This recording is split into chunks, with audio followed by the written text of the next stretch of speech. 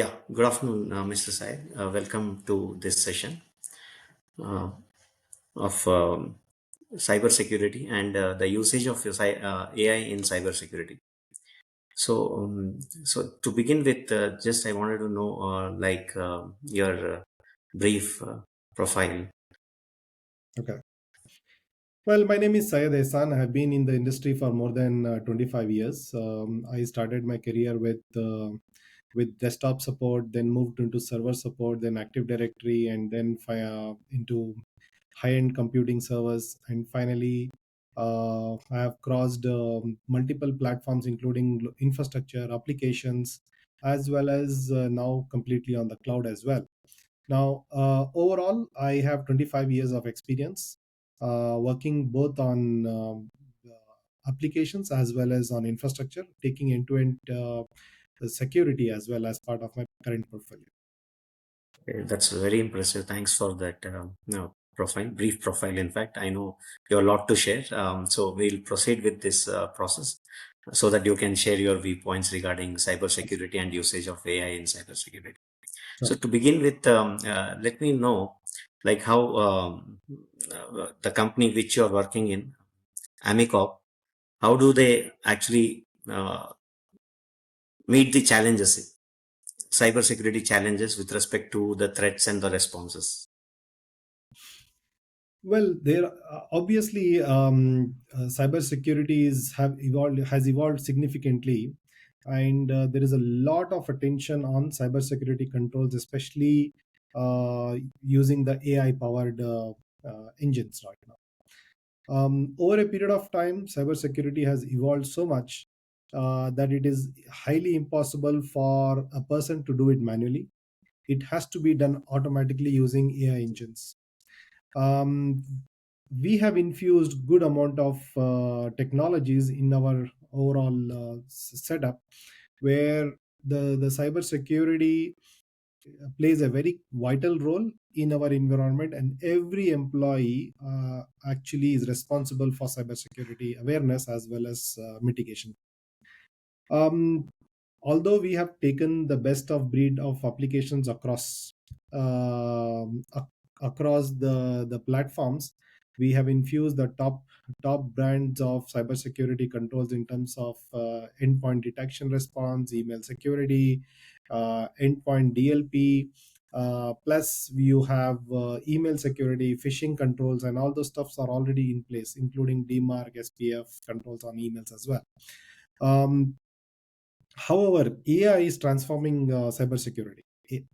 And moreover, the accuracy of the threat detection, especially from the AI engines which is coming, is far greater than actually a person doing manually. Therefore, I personally believe that using advanced patterns of technologies, especially which have now played a very vital role in terms of real threat analysis. uh, uh, that threats and detections are real time now. Unlike earlier, there are quite a lot of false positives which people never used to detect, but now system actually detects false positives and then only gives you the required real threats into the system. Thereby, our efficiency has improved in terms of detection as well as response.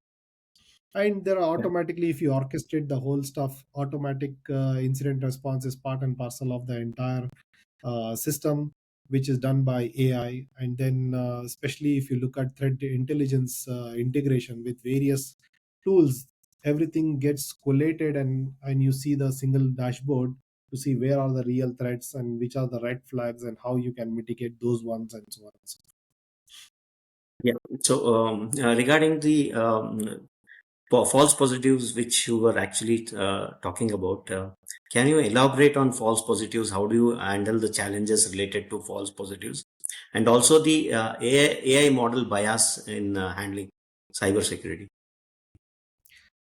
Well, yeah, I think it's a quite challenging, though, no doubt. But I think false positives will definitely be there. But in normal scenario, if it is done manually, it is very difficult to actually find out unless and until The person who is actually in the SOC has a very vast experience to really identify which is real false positive based on the overall trends. But with the system AI generated false positive, the system or the tool can easily flag the legitimate activities and threats, leading to quick quick response and resolution. However, the alert fatigue for security teams is always there. But with AI engine, the alert fatigue has reduced significantly because they look at only those which are very, very critical. Obviously, not everything is 100%. It can be the case where 99.9% is already taken care by the system, but 1% anyway, that there has to be a human intervention to find out which are the false positives out of the 1%. So that way it is a mix and match of both human intervention as well as from the AI tools engine. Coming to the AI model bias, yes, there are certain sophisticated attacks which is disappropriately targeting certain behaviors. I think those are the ones which are little difficult and imbalanced, this thing. But overall, if you look at regular audits, diverse training, and maybe AI decision making systems can definitely help in the AI models which are biased in the system.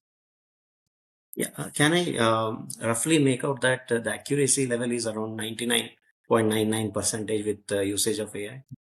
Yeah, no. I think the number is just hypothetical. No system can give you an accuracy on the accuracy and the real accuracy as such. But most of them do claim that more than 90 to 95%, the AI engines will definitely do the this thing, which is quite right. But obviously, it cannot be 100%. Yeah. And how does the organization, your organization, integrate AI in handling this security operations? See, we have infused the state of the art technologies which are already AI ready. In terms of, I don't want to name them, the OEMs, but currently, if you look at most of the security vendors, endpoint detection, endpoint response vendors, including Sentinel One, CrowdStrike, Microsoft Defender for that matter, all do provide AI ready orchestration and automation and response in their own platform, which is inbuilt in the system. Predominantly, if you look at CrowdStrike, yes, it already has the AI engine readily available, where you will be able to easily detect including the SOAR capability, as well as the incident correlation, alert triggering mechanism, trend analysis. All those things are part and parcel of the entire solution. You need to just infuse it properly, configure it in a way based on your business requirement, and then you are fully ready. Yeah, very clear that. And now coming to the identity and access management, uh, how does the company use AI in improving identity verification and preventing credential-based attacks in your company, in your organization, Omicron? See, if I take it generally, not specifically to my organization, but if you take it generally, identity verification and prevention is one of the most important thing, and also the identity access management, because that's a crown jewel of your entire security posture. Whether you take Active Directory or whether you take any of the identity based solution, that is the crown jewel of the organization, and you need to ensure that the strengthening or the overall credential based attacks, which is predominantly through phishing, brute force attacks, and credential stuffing, and so on, that is completely aligned towards attacking the identity and access management. Very, very important for any organization to ensure that identity and access management is fully under control through various means, including biometric authentication, or it can be through AI driven risk scoring, or passwordless authentication, and so on and so forth. But these are very, very important controls that we need to ensure that any organization implements in your security posture. And most important is the is the two-factor authentication, multi-factor authentications, cryptographic tools, and those are definitely should be part and parcel of your entire implementation plan. Okay, what is your opinion, Syed, what is your opinion on AI's usage with respect to zero trust models, security models? Well, it is now definitely evolving. Zero trust is now the buzzword. Every company now we talk about, they say, yeah, they are implementing zero trust, which is quite true, which is good. We have also implemented zero trust in our organization to make sure that all the identity access management is prevented through zero trust, and obviously MFA is already into the picture. uh, However, I would say the zero trust model, AI, what it does is it enforces the never trust, always verify principle, by continuously assessing the access controls rather than granting blanket permission. You get access only for what you need, but as per AI zero trust security model, it is never trust, always verify. Okay. So, can I just say that Omicorp is doing good with respect to zero trust model? Yes, we are quite good Yeah. on that. Now coming to this thing, uh, how does how does the company use AI in threat detection, uh, and then the user behavior within the organization internally? See, we are using very advanced engines. For example, if you look at CrowdStrike, the tool that we already use, it has inbuilt Spotlight, which gives you overall trend analysis of uh, until the endpoint, starting from the server, starting from the engine until the endpoint. It gives you complete detailed end-to-end analysis of which is the specific trigger for this is happening through the AI tools. The Okay. specific trigger from where, which is the endpoint, and how it got mitigated to that level. So overall, if you look at AI engines are already embedded in this tool, and that is the tool that we are currently using. So, now, Syed, just wanted to know, was there any instance of cyber attack in your company and the challenges which you faced in handling such situations? No, we don't have any.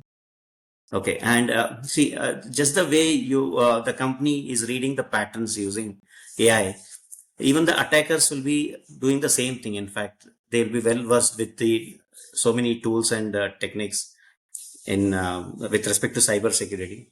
So, how do you manage this thing, this aspect of the attacker's knowledge? So there is a good example. If you have to shoot the sniper, you have to be a sniper yourself. That's a So nice one. obviously the attackers are using advanced technologies, including AI technologies, to actually infuse the attacks. And we should be ahead of the curve to ensure that all our systems are protected in terms of following the standard protocols and so on. So that's why that is how we actually prevent uh, most of the systems in terms of gaining stronger security framework, reduce attack surfaces, and also improved threat detection and response strategies in our organization, as well as most of the organization do this now. Okay, major challenges with respect to financials, uh, means the financials which you actually incur in handling the cyber security. No, there are Does the no board approve? challenges. There is no challenges as such, but as long as you see the value of the product and you see the fitment of the product in your business line, then I think it justifies the purchase. It also means that you should ensure that it is properly configured. Just giving an example, having a high-end smartphone or a high-end car does not mean that you have already utilizing all the features of the product. You need to ensure that after purchase, you need to ensure that every feature of the product is properly deployed and configured so that we can make use of the features which comes Use. out of the box. Generally, what we have seen in most of the trends and articles, that the product is purchased but it is not configured to the fullest extent. That is why Yeah, they don't get the real value of the product. including our mobile phones, in fact. So many features, but we'll But not be nobody using. uses. Correct. Yeah, and how does your board actually react? Means, are they supportive of any such tools, AI tools, in handling the cybersecurity threats and all? Yeah, quite positive, because now if you see most of the it is CISO was never part of the board earlier, those days. But Okay, now CISO is part of the board, that's where interesting. they present the AI strategies, the cybersecurity strategy as well. And most of the board do take it very positively, and they are coming one step ahead, saying that, okay, why don't you implement this AI solution in our organization? It's great. That's great to hear, in fact. And just one last question: what are the emerging risks with respect to usage of AI in handling the cybersecurity?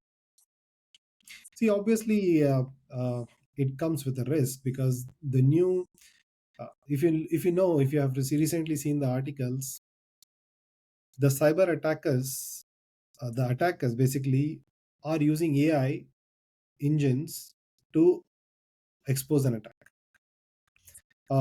which means that it can be used for good purpose, it also can be used for the bad.